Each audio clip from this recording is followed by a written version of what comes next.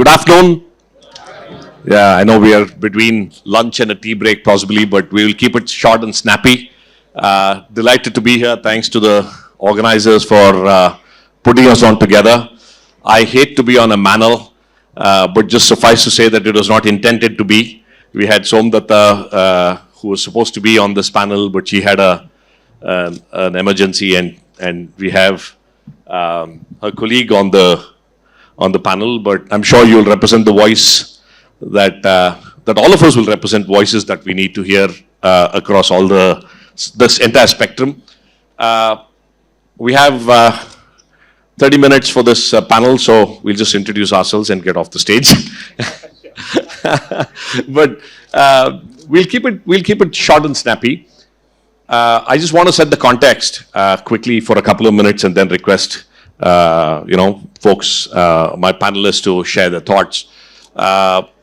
When I sold my previous venture, Meritrack, 10 years ago to Manipal and moved out to an NGO and subsequently created a social enterprise, a lot of people ask me, what does world look like on the other side, right? You moved from an enterprise to a social enterprise, and what does that world look like? And I frankly grappled with that question for a couple of years. I was trying to figure out what is different, right? Because end of the day, you're pursuing the same outcomes in terms of the impact that one needs to make. Then I realized the question is wrong. Maybe the world is not cleaved into enterprises and social enterprises. I believe that the world is cleaved into enterprises and anti-social enterprises, right? That at the core of every venture and every enterprise, there has to be a purpose and a DNA of impact that is embedded. And from that, once that is there, you got to run it like any other business, right? You got to generate value. You got to make sure that your costs are below the revenue that you're getting, and you got to make sure that, hey, you're able to generate profits. And what you do with the profits is a separate thing altogether, right? And this is not new. Of course, Jamshedji Tata started out, 180 years ago, saying, hey, we exist for the community, right? The community is why we exist. We will continue to serve them, and in that, we will make sure that we're able to build it in a sustainable way. Interestingly, we believe, America has been the land of the capitalists, but 100 years ago, somebody said, a business that is only in the business of making money is a poor business. And this was Henry Ford in 1920, right? So what I want us to, this panel is very interesting because we're going to delve not into what they do, but why they do what they do, right? What is the purpose? And how do you hold that purpose dear in the ups and downs of an entrepreneurial journey? I think that's the conversation we'll have. So with that as a quick context, why don't we just get started out on that conversation, maybe 2-3 minutes each. If each of you can talk about why you do what you do and what does that purpose look like, and introduce yourself that way, that'll be great. Maybe in no particular order, what I'll do is I'll start off with you, and you can pass it on to whoever you wish, right?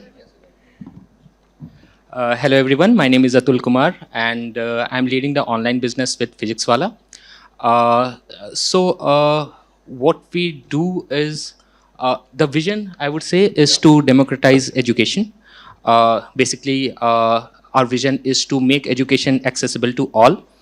And so one beautiful thing which happened with PhysicsWala, and why we are, I would say, all 14,000 employees in PhysicsWala resonates with this vision, is because before the inception of the company itself in 2020, this particular vision was being lived by one person on YouTube, teaching for free for 4 years.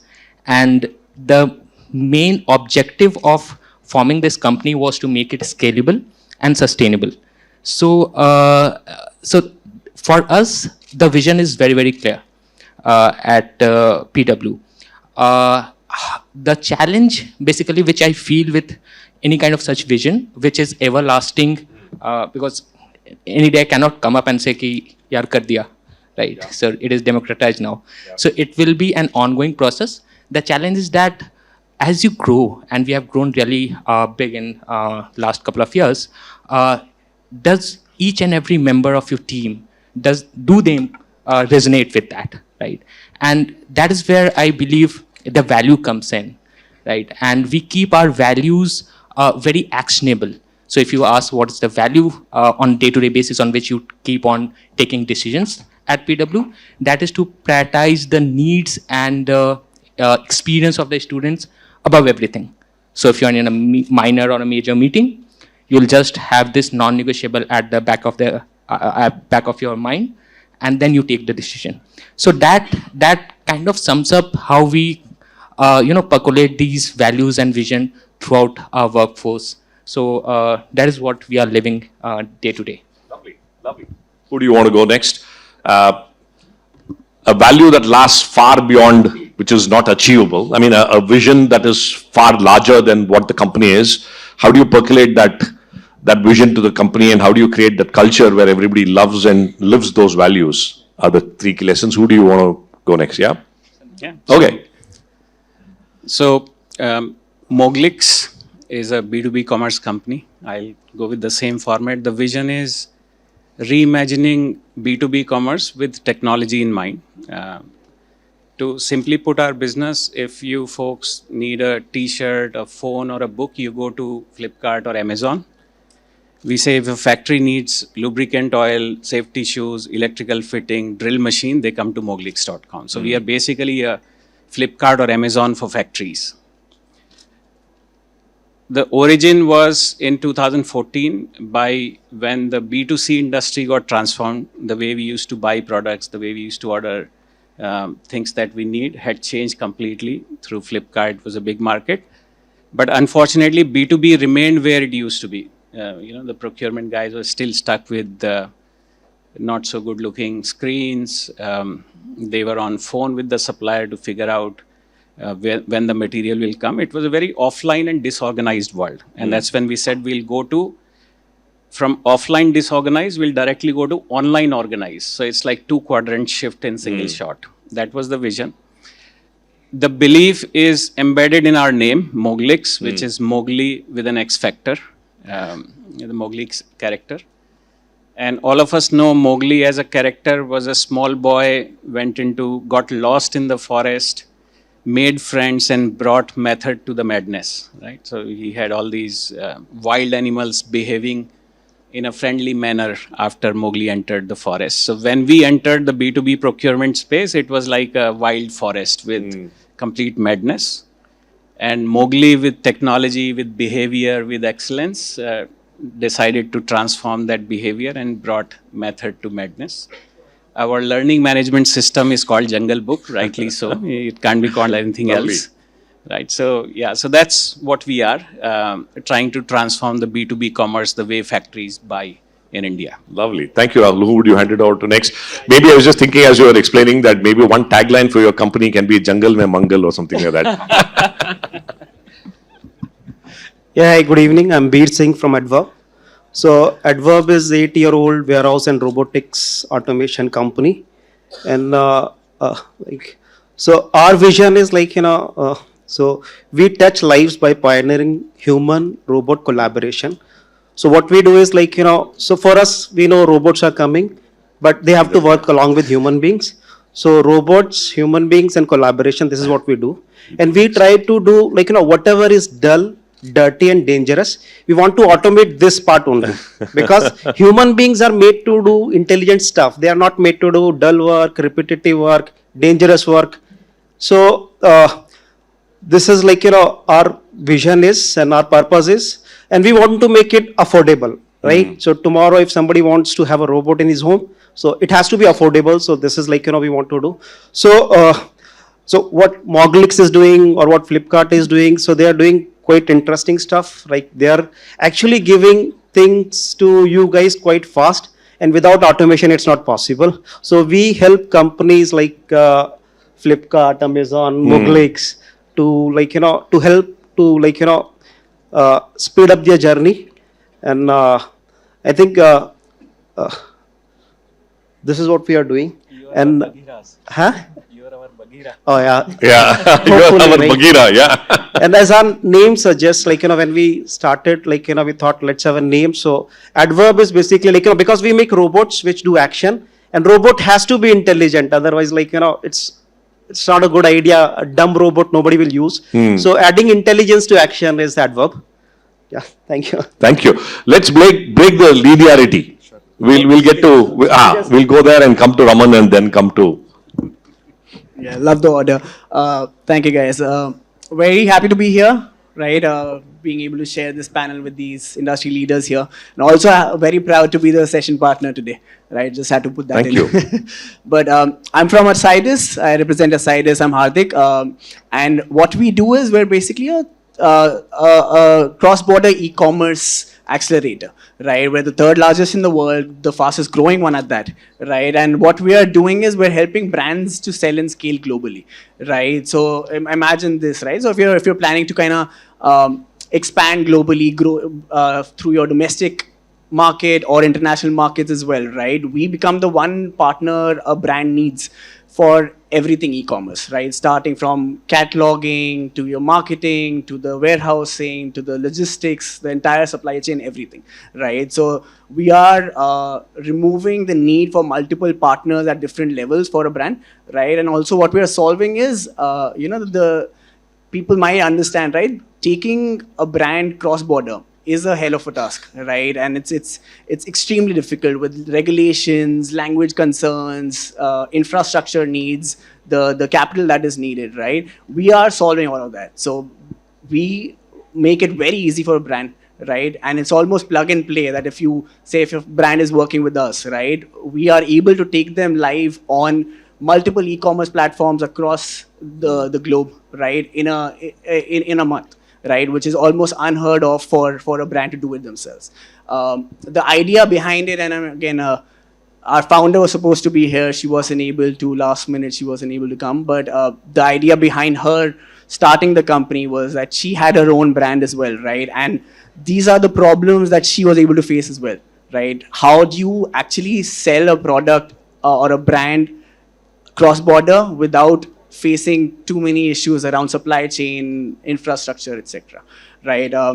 Happy to say that we're a profitable company, right? On a very very solid track, and we feel that there's a huge market out there who are struggling with e-commerce, again, cross-border and domestic both, and that's what we're trying to solve. Super. Thank you. We'll get to Raman. We'll come back here and come back to you, Neeraj. Yes. Hello. Yeah. So it's Rishabh. Sorry, Rishabh. So we represent Servotech, and I'm here on the part of Servotech representing that we fundamentally started as a power conditioning brand, particularly very focused on customer and industrial needs of, you can say, stabilizers, servo stabilizers, and that's what we've been known for in the early 90s. And today we are proud to say that we are a 3-decade-old company. But when I talk about on this panel, the major concern is that we quietly relate to the topic that profit is not the single thing which should drive a company or an organization or an enterprise. When we realized that in early 2000, and we got to understand that there is much more to what we thought of power conditioning industry, and that's when we got to know about renewable energy and solar, and particularly the e-mobility revolution that is coming. And we doubled down our team efforts particularly, and our management was quite driven towards driving a company that provides to the masses, that India is able to afford those energy solutions at a much cheaper price. Today as well, when we say that in simple words for everybody to understand, आज e-mobility के नाम पे we all relate to EV chargers and EV vehicles. आज जो भी बंदा एक टाटा ले रहा है, वो कहीं ना कहीं पेट्रोल की गाड़ी क्यों लेट गो करे, and his range anxiety should be taken care of. That's what our vision is by Servotech, कि वो बिंदास होके एक अच्छी ईवी गाड़ी ले, and वो 15 रुपए किलोमीटर की जगह 1 रुपए किलोमीटर पे ऑपरेट करे, and he is able to drive things well for him. Lovely. So care for the planet and get economies as well as it comes in. Neeraj? Thank you. I'm Neeraj. I'm here from Ultravalet Automotive. I think very great to be part of this panel here today. The fundamental reason why we started Ultravalet 8 years ago, and just for everyone's sort of understand what we do, we are building high-performance electric vehicles. Our first product is a motorcycle, a fully electric motorcycle called the F77, We also unveiled India's first superbike, which is the F99 racing platform. Again, fully electric, both of these vehicles. And we've been working on this for the last 8 years, right? Now, I think your question was, what makes us tick and why do we do this? Yes. Right? Our very philosophy when we started the company, and that holds true till today, and will, going forward as well, was to sort of accelerate innovation, right? We see that, in India, there's a sort of very strong tendency to, build what is the, companies end up building for the bare minimum requirement, right? You don't find companies that are really pushing the boundaries in some terms of tech, right? And our idea was to sort of really take it forward in terms of design, in terms of performance, in terms of technology, and bring to life or bring to market the absolute cutting edge of technologies, right? And our idea behind starting Ultravalet was, could we put India on the world map, right? So we've basically seen that, companies like Sony did this for Japan in the 50s. We've seen companies like Apple do this for the US in, the late 90s and early 2000s. So why is it that, very few companies out of India are recognized to that level? And I think for us, that idea of building for the entire world and building not just to the bare minimum requirements, but to the absolute best with no compromise, that was the starting point for us. Super. Thank you. We'll go to one quick round. The topic, of course, is, the challenges and trade-offs of building a purpose-led brand. We all talked about the purpose-led brand that we're building. Can you pick one challenge that all of us here, when we're building our own purpose-led brands, are likely to face? And what is your mantra to counter that challenge? You want to go, Rahul? See, it's the same challenge, any belief. In fact, companies also run on purpose and belief. In lives also, we have purpose. I'll explain it with a simple example. These days, you see these zebra crossings for pedestrians, which are made, and you have a traffic light. The purpose is to provide safety to pedestrians while they are crossing the road. That was never the concept in India. It's good to see that it's coming up. That's the purpose. As a driver, I have a belief that I should respect that purpose and stop my car when the signal is red, even when no one is crossing. Right? Now, you start to come under pressure when you want to get to a point quickly and suddenly you see one guy zip past from the left side. Light is red, you are waiting patiently. Another one goes from right. Someone is honking behind as if you are making a mistake by standing on the red signal, right? So someone is shaking your belief against a purpose, which is very well understood.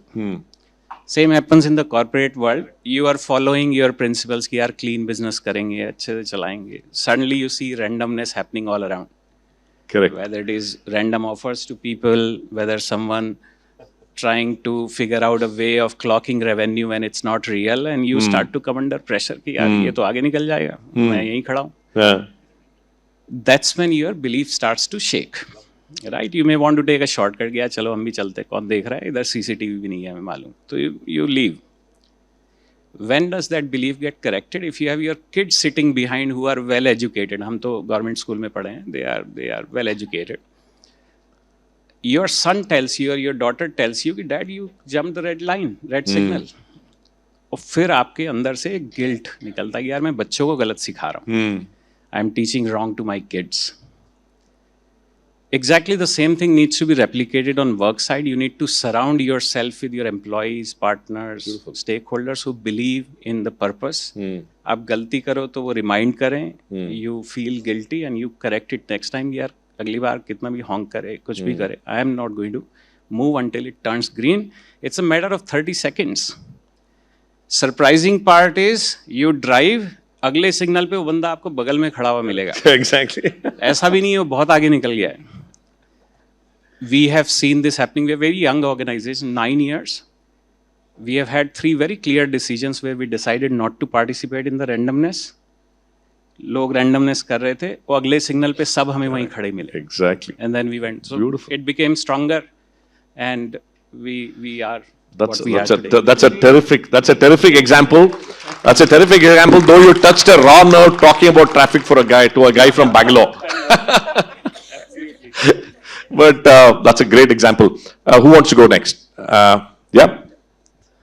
So very aptly put, sir. The example of traffic lights, and this is what we face in our businesses as well. So I'll give you a live example. We at PhysicsWala is impacting lives of around 60 lakh students annually basis. We are into 40 categories: JEE, NEET, GATE, UPSC, 40 test prep. You name a test prep, we would be there. The point is that we would be at a price point of which is around 5,000 for the entire course for entire year, all the subjects, and the competition, nearest competition, won't be even at thrice of our price. Now, does that put the pressure which Sandeep sir was talking about? Of course, it does, right? You have a huge headroom. Correct. Right. The beautiful thing is the values and the vision will have to be driven top down, and your team only values it if they see the evidence of If it. they see you doing it, yeah. Yeah. So they would need the evidence, they would need that confidence. For us, it is a bit easier because the formation of the company is on those values Correct. and the vision, right? Correct. But in every day-to-day meeting, if what you're talking about makes a lot of difference. So what we track and what we talk about is the student engagement. Student का feedback क्या है, Exactly. NPS क्या है, Exactly. teacher rating क्या है. Yep. It's hardly we talk about the revenues and the EBITDA numbers. Beautiful. And the second signal which we are talking about, we have seen that. Yeah. We have seen that some of the players haven't reached the second signal as well, right? Following what they were following, right? So I believe the conviction needs to be there. Exactly. And measure what matters. The matrices which you are talking about Is what people daily in will the follow. meetings, Exactly. that is something which will have to be very bang on. Wonderful. Should we get to beer? Yeah. Yeah. So, okay, I'll talk about values, like, why values are important. When we started, so in startup, first thing when you start anything to do is it's a survival game, right? You start a survival game, in that survival game, you forget everything because you have to survive. Yeah. So, when we started, we were quite lucky in the first 2 year itself, we were able to build quite good robots, right? Good team. But slowly, when people got to know, so this is a company, because robot is a hot topic, right? Yep. So every college student is building robots. They need people, right? And they need people. They find a company. They found a company in India where they can find people, right? So our we were facing a big problem. Every second year, so I think in second year itself we were recruiting 80-90 people from engineering colleges, Wow. right? Which was a good number. And at the end of a year, there will be only hardly 2-3. So we thought we need to do something so that we can improve.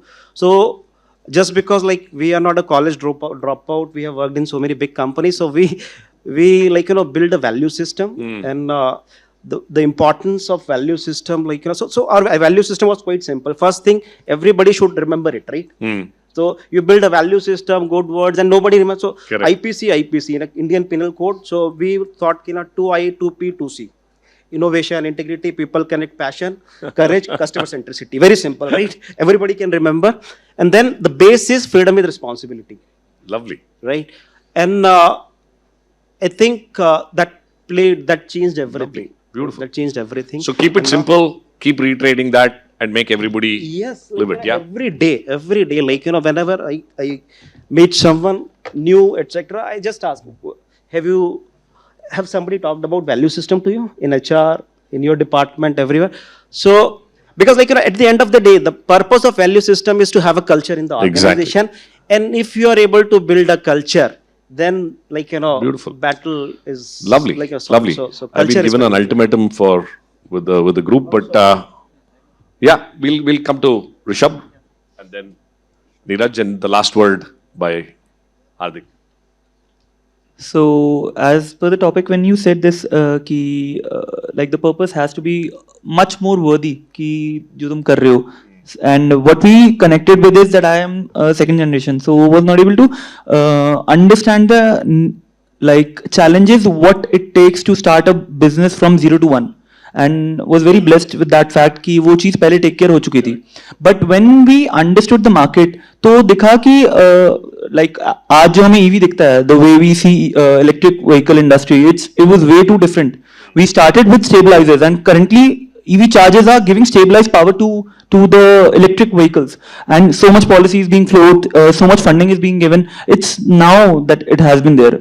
If we straightforward go like 7 years back, it was completely different. The game was all different.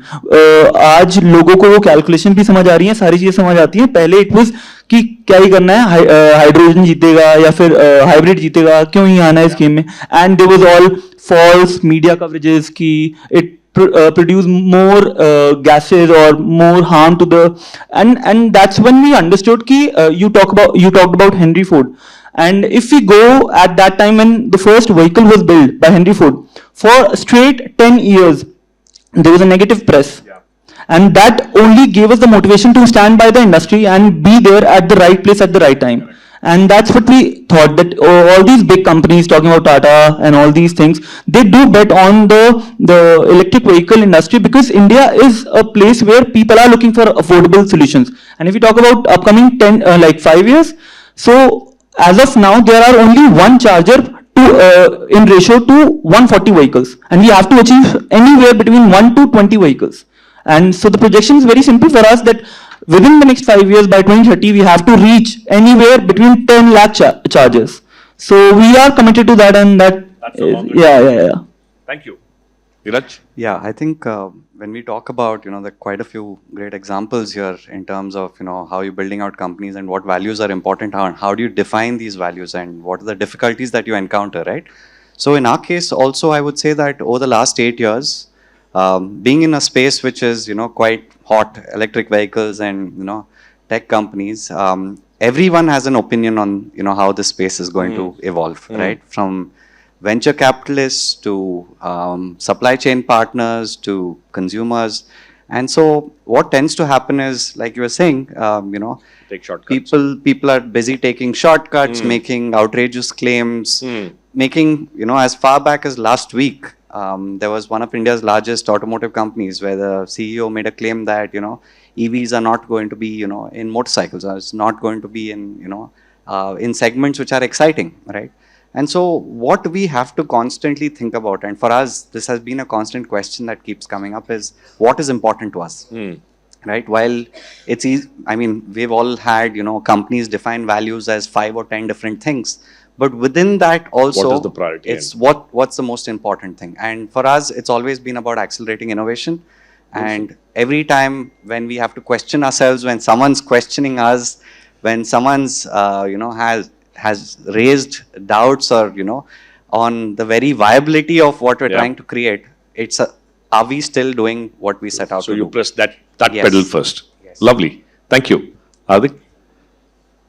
No, I think definitely concur with what everything's been said right now, right? So a few brilliant examples have been given, and I think from our perspective as well, right? We definitely see the importance of having your set values, right? And we feel we've been able to come to this stage only because we've stuck to them, right? An example of Tata's was given, right?